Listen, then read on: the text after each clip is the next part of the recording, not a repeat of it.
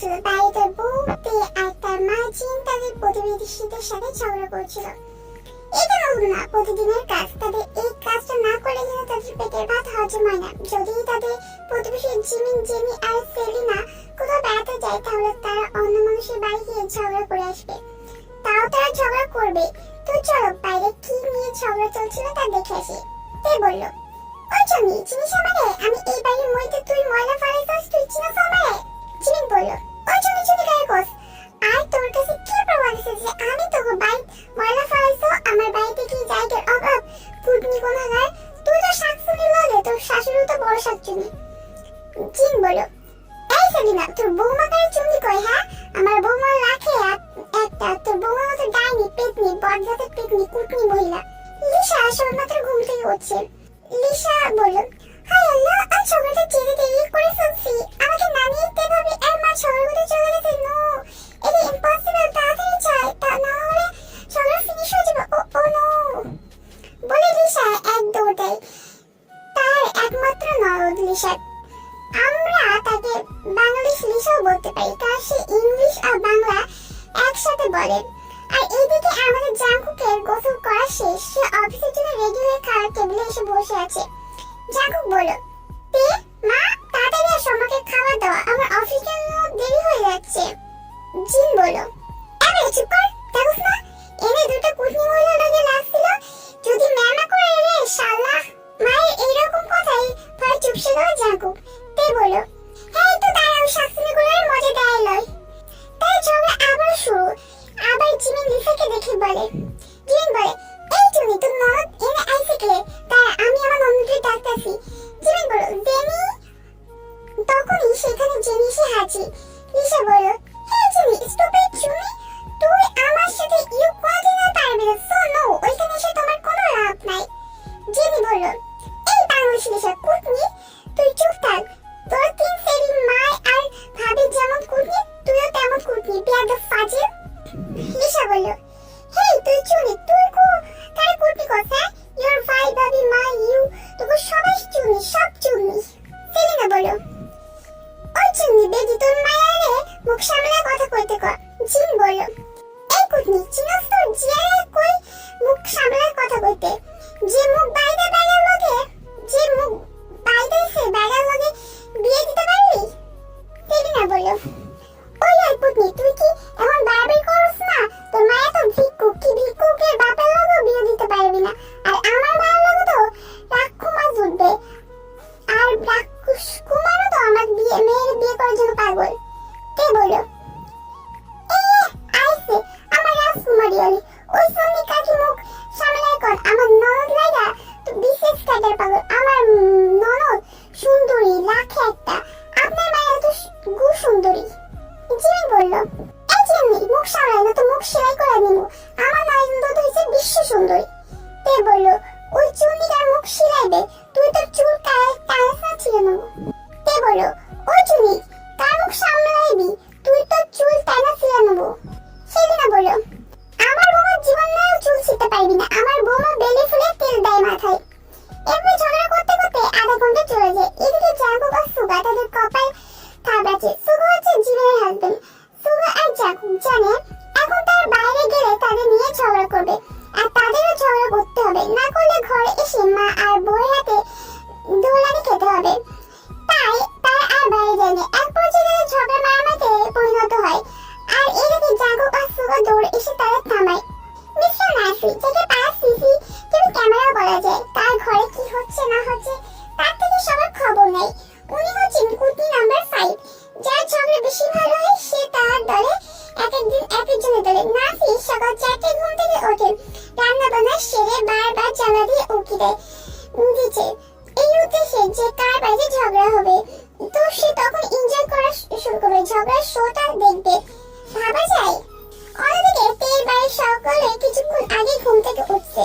তে বলল, আমা, আপনি পাতা হুড়াইতে জানাইবেন না? জিন বলল, না, আজকে শরীরটা ভালো নেই, তুমি গিয়া একটু ঘুরে আনো, নাইলে আইকুনি শিলে গিয়ে সব নিয়ে আইব। তে বলল, ঠিক আছে আমা, তাহলে তাড়াতাড়ি যাই। হ্যাঁ। জিন বলল, তেই যাই পাতা কুড়াতে। কিন্তু গিয়ে দেখে সেলিনা বেগম আগে থেকে সেখানে পাতা কুড়াচ্ছে।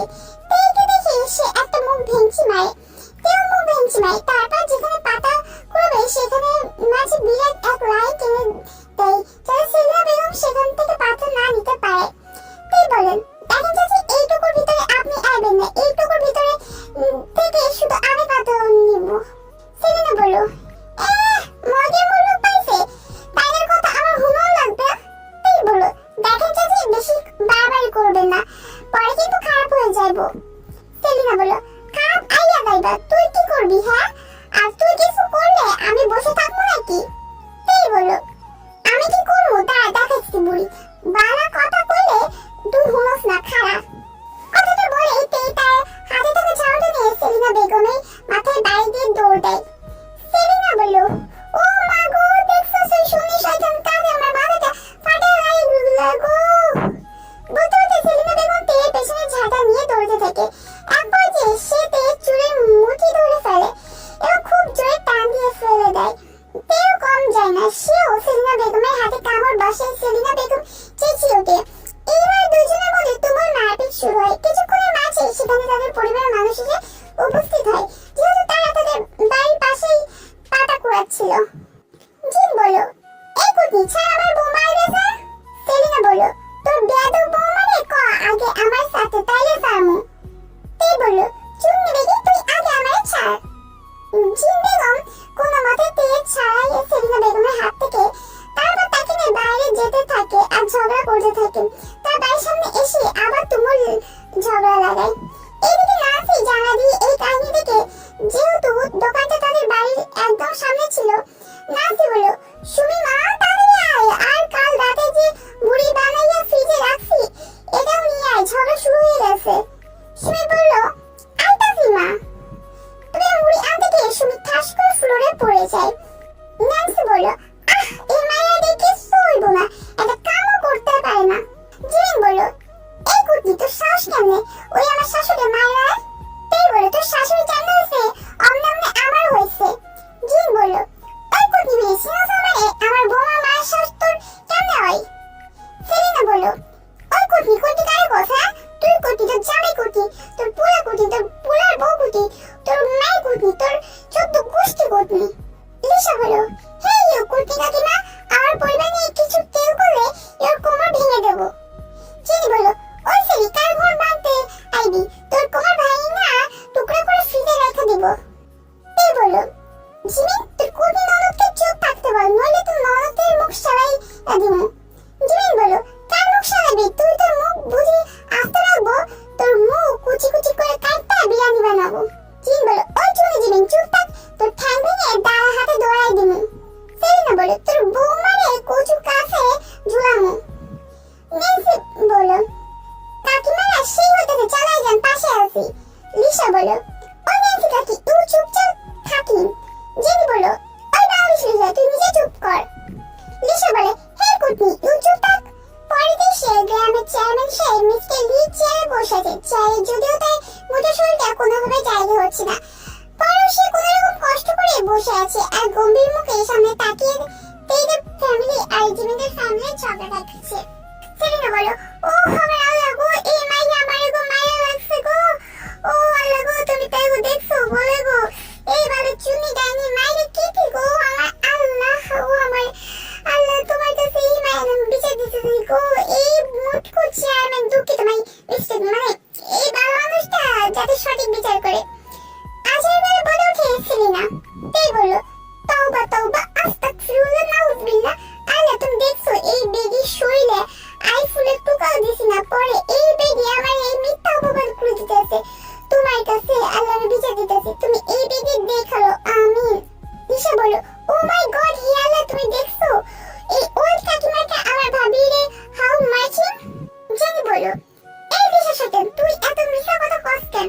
তোর ভাবি তো আমার এই সরল মায়েরে একলা পায়ে কি কুত্তা পিটানো দিচ্ছে, আবার এনে বানাইয়ে বানাইয়ে মিথ্যা কথা কস।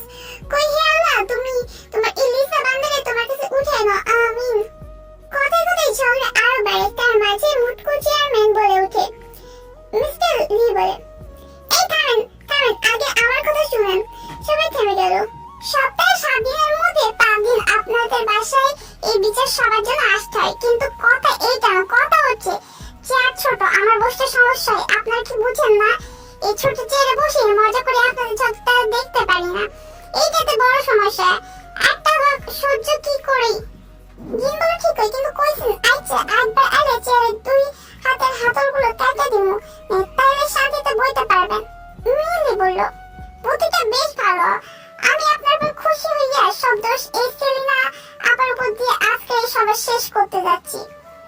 কথাটা বলার সাথে সাথে কারণ পড়ার শব্দ সকলে সেদিকে তাকালো। সেলিনা বেগম মাটিতে একটা দিয়ে শুয়ে আছাড়ি করছে। সেলিনা বলল, মানছি না, মানবো না, এই বালের বিচার মানবো না। লিসা বলল, ও সাকি সাকি রে, ও সাকি সাকি, ওর কাকিমা মানেন না আর মানেন না, আপনি কিন্তু কোনো অংশের নোংরা ফাতনি থেকে কম না। ও ও ও কাকিমা আর একটু পাশা নারেন, জাস্ট আরো বিউটিফুল হবে। জেনি বলল, শালি বেডি, তোর কত বড় সাহস, খাড়া আইসা তোর খবর আছে। বলে জেনি গিয়ে জোরে লিসার চুল টেনে ধরে লিসাও। লিসা বলল, ছেড়ে দে শয়তান, ছেড়ে, ইউ মোর চুল পাইবিং বাট মোর মন নেই পাएंगी। এতক্ষণে বাকি সব সদস্যগুলো তাদের ছাড়াতে যায়। তারা তখন মাঝখানে ন্যান্সি আবার বলে ওঠে, ফাটাফাটি চলে যাও, বাচ্চা ছেলেরা, তোমরা আমাদের ভবিষ্যৎ, পাশে আছি। ন্যান্সির কথায় লিসা আর জেনি দুজনে দুজনকে ছেড়ে একে অপরের দিকে তাকায়। তারপর তেরেজে ন্যান্সি দেখে এবং পেছনে কুত্তা পেটানে দিতে থাকে। জেনি বলল, আজকে তোর পাশে থাকা তোর পাশা দিয়ে বের করতেছি, তারা। তুই বলল, দে দে, দুইটা মিলে ওরে খোদার কাছে পাঠানোর ব্যবস্থা কর। লিসা বলল, থ্যাংক ইউ ভাবি, এভাবে সবসময় পাশে থাকেন। জিন বলল, দেখলি সেলিনা আমার মায়েরা কেমন দিতেছে? সেলিনা বলল, হ্যাঁ, তোর লুলি মাইয়া কি দেখমু, তুই আমার মাইয়ারে দেখ। জিন বলল, দেখতেছি, এই তো পুরো কুত্তার বাচ্চা। সেলিনা বলল, তুই কি করলি ডাইনি? জিন বলল, খাবিস রে, তুই যা হুমছস তাই। সেলিনা বলল, পেটনি সুসুতা কাইরা লগে আছে, মুখ কয়লা সিলাই দিমু, তুই আজকে বেশি করে তোর কাইটা কুচি কুচি করে ফ্রিজে ঢুকুমু। জিন বলল, তোরে আমি চুমামু না, আই দেখি কার গায়ে কত বল। এবার সেলিনার জিনও মারমার লাগিয়ে দেয়। তাই বলল, ও মা গো, আল্লাহ গো, চাচি গো, ও নানি গো, বাবা গো। জিন বলল,